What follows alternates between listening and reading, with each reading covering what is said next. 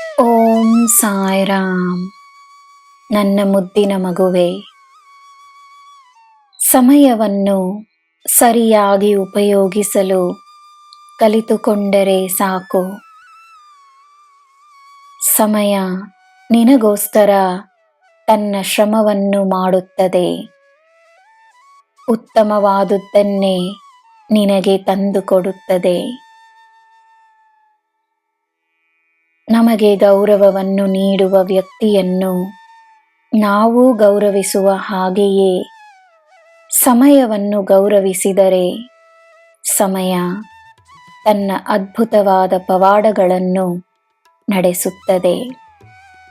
ಅದ್ಭುತವಾದ ಜೀವನವನ್ನು ನೀಡುತ್ತದೆ. ಯಶಸ್ವಿಯಾಗಿರುವವರು ಸಮಯವನ್ನು ದೇವರೆಂದೇ ಪೂಜಿಸುತ್ತಾರೆ. ಮನಸ್ಸಿನಲ್ಲಿರುವ ಸಂದೇಹವನ್ನು ದೂರ ಮಾಡು. ನಿನಗೆ ಈಗ ಬೇಕಾಗಿರುವುದು ಒಂದು ಯೋಜನೆ ಮಾತ್ರವೇ.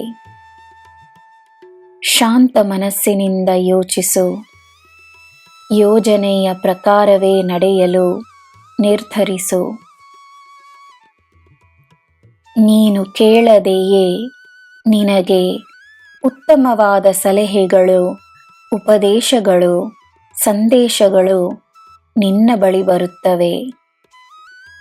ನೀನು ಬೇಡದೆಯೇ ಉತ್ತಮವಾದ ಆಶೀರ್ವಾದಗಳು, ಮಾರ್ಗದರ್ಶನ ಸಿಗುತ್ತದೆ ಮತ್ತು ಗುರುಗಳು ನಿನಗೆ ಸಿಗುತ್ತಾರೆ. ನಿನಗೆ ದಾರಿಯನ್ನು ತೋರಿಸುವವರು ಯಾರೇ ಆಗಿರಬಹುದು, ಅವರನ್ನು ಗುರುವೆಂದೇ ಭಾವಿಸು. ನಾನು ನಿನ್ನ ಬಳಿ ಸತತವಾಗಿ ಮಾತನಾಡುತ್ತಿದ್ದೇನೆ.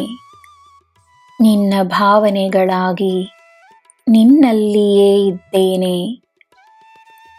ತನ್ನ ಭಾವನೆಗಳಿಗೆ ಗಮನವನ್ನು ನೀಡು. ನಿನ್ನೊಳಗಿನ ಧ್ವನಿಯಾಗಿ ನಾನಿದ್ದೇನೆ. ನಾನು ಏನು ಹೇಳುತ್ತಿದ್ದೇನೆ ಎಂಬುದು ನಿನಗೆ ಖಂಡಿತವಾಗಿಯೂ ಕೇಳಿಸುತ್ತದೆ. ನೀನು ಎಲ್ಲವನ್ನೂ ತಿಳಿಯುವೆ. ನನ್ನ ಮಗುವೆ, ನಿನಗೆ ನಾನಿದ್ದೇನೆ. ನಿನಗೆ ಎಲ್ಲ ಶುಭವೇ.